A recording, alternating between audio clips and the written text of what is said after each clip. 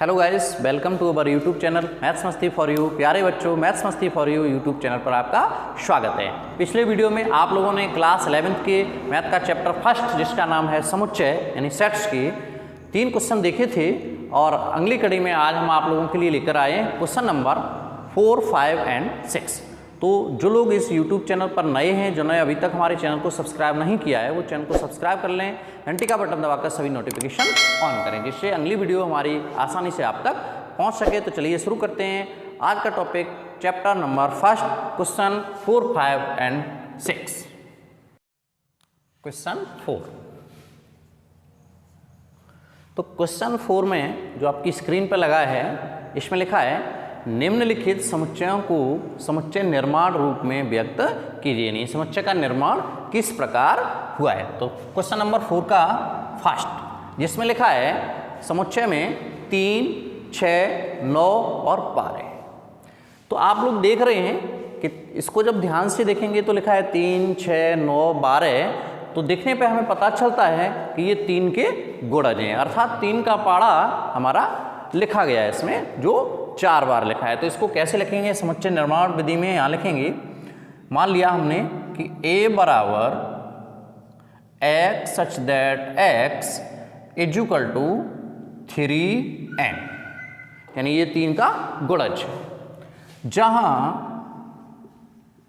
n अवयव n, यानी जो हमारा n है, ये 3n वाला n जो है वो n का अवयव है। अब बात आती है n क्या है, तो n जो है वो प्राकृतिक संख्याओं का समुच्चय है, जो 1 से लेकर अनंत तक की होती है। अब यहाँ हमें n की बॉन्डिंग लिखनी है, तो n की बॉन्डिंग लिखना है, यानी n कहाँ से कहाँ तक है। तो यहाँ लिखेंगे n जो है वो 1 से बड़ा है और 1 के बराबर है और 4 के बराबर है और 4 से छोटा है।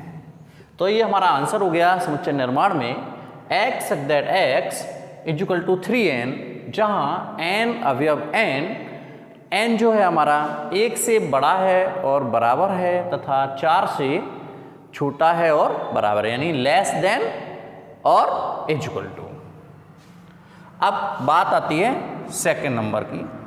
तो सेकंड नंबर में हमारा लिखा हुआ है 2, 4, 8, 16 और 32। तो इसको देखने पे हमें पता चलता है कि 2 के बाद लिखा है 4, 4 के बाद 8, 8 के बाद 16 और 32। तो 2 यानी 2 पे पावर 1, 4 यानी 2 पे पावर 2, 16 यानी 2 पे पावर 3, यानी 2 लिखा है, फिर 2 का वर्ग लिखा है, 2 का घन लिखा है, 2 पे घाते 4 का मान लिखा है, 2 पे घाते 5 का मान लिखा है। तो इसको मान लिया हमने कि माना b is equal to x such that x। तो इसमें x कैसा है, x जो है वो है इज इक्वल टू 2 पे पावर n, यानी 2 पर घातें बढ़ती हुई जा रही हैं, यानी 2 पे घात 1, 2 पे घात 2 का मान है, 2 पे घात 3 का मान है, 2 पे घात 4 का मान है। तो ये हो गया हमारा 2 पे पावर n, जहां वही बात पुनः आ गई जो अभी बताई थी। n क्या है, यानी n अवयव n जो है वो प्राकृतिक संख्याओं का समुच्चय, यानी प्राकृतिक संख्याओं का ही अवयव है। अब कहाँ तक अवयव है, तो यहाँ पे लास्ट वाला जो हमारा मान है वो है 32। तो 2 पे पावर 5 लिखने पर ही हमारा मान होता है 32। तो यहाँ हो जाएगा हमारा 1 इज इक्वल टू और बराबर है n की, उससे यानी छोटा है और बराबर है 5 की। तो ये हमारा होगा x such that x is equal to 2 पे पावर n, जहाँ n अवयव n 1 n से n जो है वो 1 से बड़ा है या बराबर है और 5 से छोटा है या 5 के बराबर है। अब बात आती है इसका थर्ड नंबर। तो थर्ड नंबर पे हमारा लिखा है 5, 25, 125 और 625। तो इसको देखने पर हमें पता चलता है ये जो है हमारे 5 पे पावर है। जैसे ये अभी 2 पे पावर था, यानी 5 के बाद 25 लिखा है, तो इसका मतलब ये 5 का वर्ग है। उसके बाद लिखा है 125, तो ये 5 का क्यूब है। उसके बाद लिखा है 625, तो ये 5 पर पावर 4 का मान है। तो इसी तरह से इसको भी हम लिखेंगे, यानी x such that x is equal to 5 पे पावर n, जहां n अवयव n और n जो है वो 1 से बड़ा है, बराबर है तथा 4 के बराबर है और 4 से छोटा, यानी इसमें जो लास्ट मान है वो 625 है, जो 5 पे पावर 4 करने पर हमें प्राप्त होता है। तो इस तरह से ये आपका थर्ड नंबर हो गया। अब बात आती है 4 नंबर की। तो 4 नंबर पे हमारा लिखा है 2 4 6 ... तो इसको देखने पर हमें पता चल जाता है, मान लीजिए यहाँ हमने लिख लिया x इक्वल टू लिखा है 2 4 8 ... तो ये क्या है, ये हमारा ही है समप्राकृतिक संख्याएं। तो इसको हम लिख सकते हैं कि x such that x equal to एक समप्राकृत संख्या है। अगर हम चाहें तो इसको एक और प्रकार से भी लिख सकते हैं, यानी x such that x equal to 2n, यानी ये हमारा 2 के गुणज हैं 2n, जहां n अवयव n, और यहां लिख देंगे कि n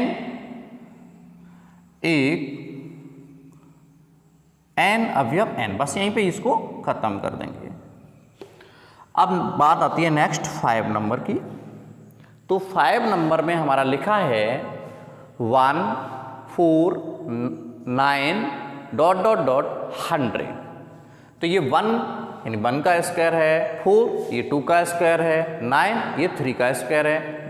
इसी प्रकार से क्रम आगे चलेगा। लास्ट में लिखा है हमारा 100 जो है वो 10 का स्क्वायर है। तो ये प्राकृतिक संख्याओं के वर्ग हैं। तो इसको किस तरह से लिखेंगे, मान लिया यहाँ पे ये हमारा समुच्चय है, जैसे मान लिया a है, तो इसको हम लिखेंगे x such that x equal to n square, जहां n अवयव n, और इसका मान जो है n का वो 1 से बड़ा है, बराबर है n, और ये 10 के बराबर है और 10 से छोटा है।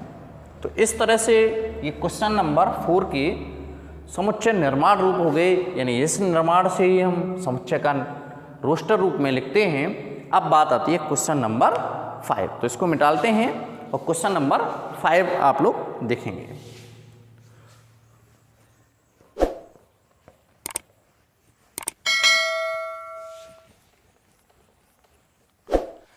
क्वेश्चन नंबर 5 जो आपकी स्क्रीन पर लगा है, इसको पढ़ते हैं। इसमें लिखा है निम्नलिखित समुच्चयों के सभी अवयवों को सूचीबद्ध कीजिए, अर्थात उसको समुच्चय को रोस्टर रूप में लिखना है, यानी इसके सभी अवयवों को आपको एक ब्रैकेट में दर्शाना है, मझले ब्रैकेट में, जो समुच्चय का चिन्ह होता है। तो क्वेश्चन नंबर 5, इसका फर्स्ट खंड क्या कहता है पढ़ेंगे। इसमें लिखा है a equal to x such that x एक विषम प्राकृतिक संख्या है। तो इसमें आपको क्या करना है, तो a इक्वल टू दिया है एक विषम प्राकृतिक संख्या है। तो विषम प्राकृतिक संख्या क्या होती है, विषम प्राकृतिक संख्या होती है हमारी 1 3 5 7 9 ... तो इस तरह से इन संख्याओं का हम समुच्चय बनाएंगे, तो ये हमारा हो गया समुच्चय का सूचीबद्ध रूप या रोस्टर रूप। अब सेकेंड नंबर पे लिखा है b equal to x such that x एक पूर्णांक है जो -1/2 से बड़ा है और 9/2 यानी 9/2 से छोटा है। तो इसमें सेकेंड पार्ट का जो है समुच्चय हमारा है b इक्वल टू, इसके अवयवों को लिखना है जिसमें बॉन्डिंग दी है, यानी -1/2 से बड़ा है और 9/2 से छोटा है। तो इसको हमें ध्यान रखना है। तो 1/2 को अगर हम डेसिमल में लिखते हैं तो ये हमारा आ जाएगा 0.5, यानी माइनस का 0.5, और ये 9/2 को लिखेंगे तो ये हमारा हो जाएगा 4.5। तो इसके बीच में जो भी हमारे पूर्णांक हैं उनको हमें लिखना है। सवाल हमारा x सच दैट x एक पूर्णांक है, तो हमें पूर्णांक लिखने हैं इनके बीच के। तो -0.5 के बाद हमारा पूर्णांक आता है 0। जी हाँ, 0 भी एक पूर्णांक है, न ये धन का होता है और ना ही ऋण का होता है। तो यहाँ ध्यान रखना है 0 भी एक पूर्णांक है। तो 0, उसके बाद आएगा हमारा 1, उसके बाद आएगा 2, उसके बाद आएगा 3, उसके बाद आएगा 4, उसके बाद 5 नहीं आएगा, क्योंकि हमें 4.5 से छोटा ही पूर्णांक लेना है। तो हमारा ये हमारा 4 तक ही रहेगा। ये हमारा पार्ट सेकंड का सूचीबद्ध रूप हो गया, यानी रोस्टर रूप हो गया। अब बात आती है पार्ट थर्ड की। तो थर्ड नंबर पे हमारा लिखा है C equal to x such that x एक पूर्णांक है जो एक्स स्क्वायर बड़ा है बराबर है 4 के। तो यहाँ पे ध्यान रखना है, इसमें भी आपका बॉन्डिंग दे रखा है उसने। तो इसकी बॉन्डिंग है एक्स स्क्वायर बड़ा है बराबर है 4 के, यानी एक्स यानी इसके सदस्य या इसके अवयव ऐसे हैं जिनका हमें स्क्वायर करने पर उनका मान या तो 4 होता है या 4 से छोटा होता है। तो हमें ऐसे पूर्णांकों को ढूंढना है जिनका मान, इनका वर्ग करने पर जिनका मान हमें या तो 4 मिले या 4 से छोटा मिले। तो सबसे पहला हमारा है 0, यानी 0 का स्क्वायर करेंगे तो 0 रहेगा। उसके बाद अगर हम 1 का स्क्वायर करेंगे तो हमारा 1 का स्क्वायर 1 हो जाएगा। उसके बाद अगर हम 2 का स्क्वायर करेंगे तो 4 हो जाएगा। उसके अलावा हम यहाँ पे -1 का भी स्क्वायर कर सकते हैं। तो -1 का स्क्वायर भी हमारा 1 होता है और -2 का स्क्वायर भी 4 होता है। तो इस तरह से हमारे ये अवयव हो गए हैं पार्ट नंबर 3 की। अब बात आती है पार्ट इसका 4। तो 4 नंबर में हमारा लिखा है D equal to x that x लोयल शब्द का एक अक्षर है। तो इसमें लोयल शब्द का आपको समुच्चय बनाना है। तो ये हो जाएगा D इक्वल टू लोयल में सबसे पहले हमारा अक्षर आया है L, तो हमने L लिखा। उसके बाद आया O भी लिख दिया। उसके बाद आया है बाई लिख दिया। उसके बाद आया है A भी लिख दिया। उसके बाद हमारा फिर से आया है L।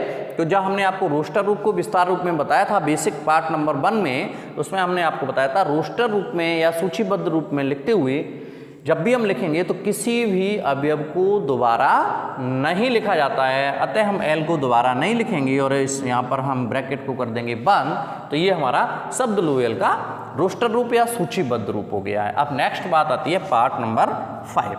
तो पार्ट नंबर 5 में हमारा दे रखा है इसने कि समुच्चय E equal to x such that x वर्ष का एक ऐसा महीना है जिसमें 31 दिन नहीं होते हैं, यानी 31 नहीं होते हैं, बाकी के कितने भी हों।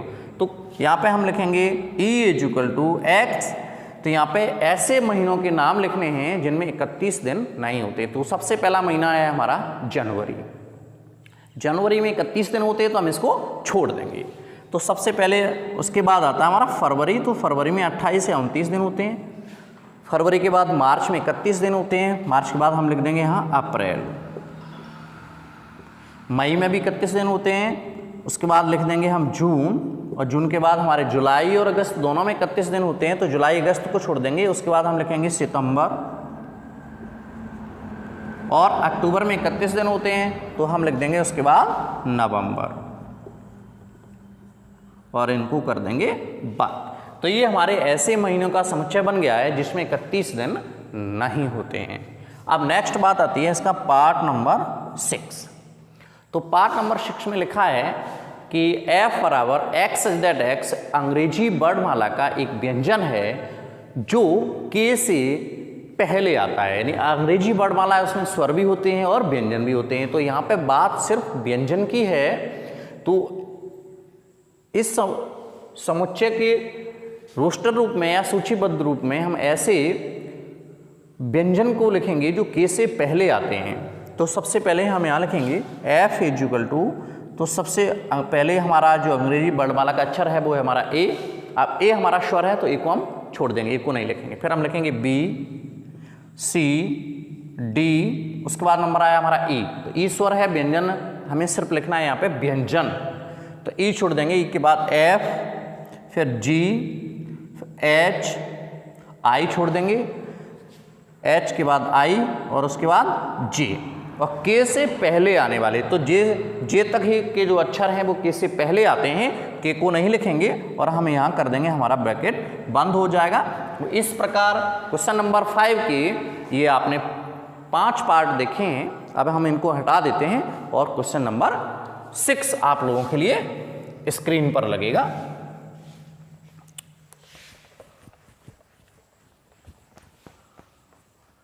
तो चलिए देखते हैं क्वेश्चन नंबर 6। तो क्वेश्चन नंबर 6 में क्या है? क्वेश्चन नंबर 6 हमारा कह रहा है कि बाईं ओर रोस्टर रूप में लिखित और दाईं ओर समुच्चय निर्माण रूप में बढ़ित समुच्चय का सही मिलान कीजिए। तो इसमें आपको पढ़ना है बाईं ओर और दाईं ओर, एक तरफ रोस्टर रूप है, एक तरफ समुच्चय निर्माण रूप है, उसका हमें सही मिलान करना है, यानी किसका उत्तर सही कहाँ है। तो फर्स्ट नंबर पे हमारा लिखा है कि 1 2 3, उसके बाद लिखा है 6। और एक बात आप लोगों को बता दें कि सही मिलान करने के लिए हमें समुच्चय का निर्माण रूप देखना होगा, जिससे हम जल्दी से यानी आसानी से रोस्टर रूप का पता लगा लेंगे, क्योंकि निर्माण का मतलब ही होता है समुच्चय का निर्माण कहाँ से हुआ है। जब हमें निर्माण पता चल जाएगा तो हम उसके अवयवों को आसानी से पता कर पाएंगे। तो फर्स्ट नंबर पे इधर तो लिखा है 1 2 3 6, और उस साइड में लिखा हुआ है x such that x एक अभाज्य संख्या है और 6 की भाजक है। तो हमें यही देखना है सबसे पहले इसमें कि x such that x जो हमारी संख्या है अभाज्य संख्या होनी चाहिए और 6 की भाजक होनी चाहिए। तो सीधी सी बात हिंदी में हम आप लोगों को बता दें कि 6 के अभाज्य गुणनखंड देखने हैं आपको। तो जो हमारा इधर का जो फर्स्ट नंबर है और इधर का फर्स्ट नंबर है, इधर हम चलो नंबरिंग कर लेते हैं। यहाँ पे सेकेंड नंबर है, थर्ड नंबर है, 4 नंबर है, इधर भी हमारा सेकेंड नंबर है, थर्ड नंबर है और 4 नंबर है। तो इनकी हमने नंबरिंग कर ली है। बाकी का क्वेश्चन आप लोग स्क्रीन से देख ही रहे हो। तो पहले वाले में हमने बताया था आपको कि संख्या 6 के अभाज्य गुणनखंड आपको देखने हैं। तो अभाज्य गुणनखंड इस लाइन में अगर हम देखते हैं तो हमें 6 के जो अभाज्य गुणनखंड होते हैं आपको पता ही है, 6 के अभाज्य गुणनखंड होते हैं 2 × 3। तो हमारे एक 2 है और एक 3 है। तो ये देखते हैं किसमें है, किस समुच्चय के ये अवयव हैं 2 और 3। तो ये सेकंड नंबर पे हमारा लिखा है 2 3। तो ये फर्स्ट का हमारा जो आंसर है वो हो जाएगा सेकंड, यानी x such that x एक अभाज्य संख्या है जो 6 की भाजक है। तो 6 की भाजक और अभाज्य संख्याएं ये हमारी सेकंड नंबर में मिल रही हैं, जिसमें लिखा है 2, 3। अब इसका सेकंड देखते हैं निर्माण रूप का। सेकंड नंबर पे लिखा है x such that x 10 से कम एक विषम प्राकृतिक संख्या है। तो सीधी सी बात है कि 10 से कम विषम प्राकृतिक संख्याएं आपको देखनी है। तो 10 से कम विषम प्राकृतिक संख्याएं होती हैं 1 3 5 7 9। तो ये संख्या हमें मिलती हैं नंबर 4 पर। तो इस सेकंड का आंसर आपका हो गया नंबर 4। अब बात आती है नंबर थर्ड की। तो थर्ड नंबर पे लिखा है x such that x एक प्राकृतिक संख्या है जो 6 की भाजक है। तो अभी आपको बताया था 6 अभाज्य संख्या। अब यहाँ पे कह रहा है कि x such that x एक प्राकृतिक संख्या है, अभाज्य संख्या नहीं है, प्राकृतिक संख्या की बात कर रहा है और 6 की भाजक है। तो 6 को भाजक करने वाली प्राकृतिक संख्याएं कौन कौन सी होती हैं, यानी 6 में किस किस का भाग जाएगा, यानी 1 का भी जाएगा, 2 का भी जाएगा, 3 का भी जाएगा, उसके बाद 6 का भी जाएगा। तो हम देखेंगे ये अवयव हमारे पास कहाँ हैं। तो ये हमारे पास अवयव हैं समुच्चय फर्स्ट में। तो तीसरे का आंसर हो जाएगा हमारा फर्स्ट में हमारा लिखा है 1 2 3 6। अब हमारा नेक्स्ट नंबर आ गया है 4। तो 4 में लिखा है x such that x mathematics शब्द का एक अक्षर है। तो मैथमेटिक्स शब्द का हम देखेंगे कि हमारा समुच्चय कहाँ बना हुआ है। तो ये हमारा दूर से ही दिख रहा है, पार्ट नंबर 3 में बना हुआ है। तो इसका 4 का आंसर हो गया हमारा पार्ट नंबर 3। स्क्रीन के हिसाब से हम इसको मिलान कर लेंगे। तो इस तरह से ये चैप्टर नंबर 1.1 आपका समाप्त होता है। तो उम्मीद करते हैं दोस्तों आपको ये वीडियो अच्छी लगी होगी। अगर वीडियो अच्छी लगी है तो वीडियो को लाइक करें, चैनल को सब्सक्राइब करें, दोस्तों के साथ शेयर करें, जिससे वो भी घर बैठे अपनी तैयारी पूरी कर सकें। चलिए मिलते हैं अगली वीडियो में, तब तक के लिए नमस्कार, जय हिंद, वंदे मातरम।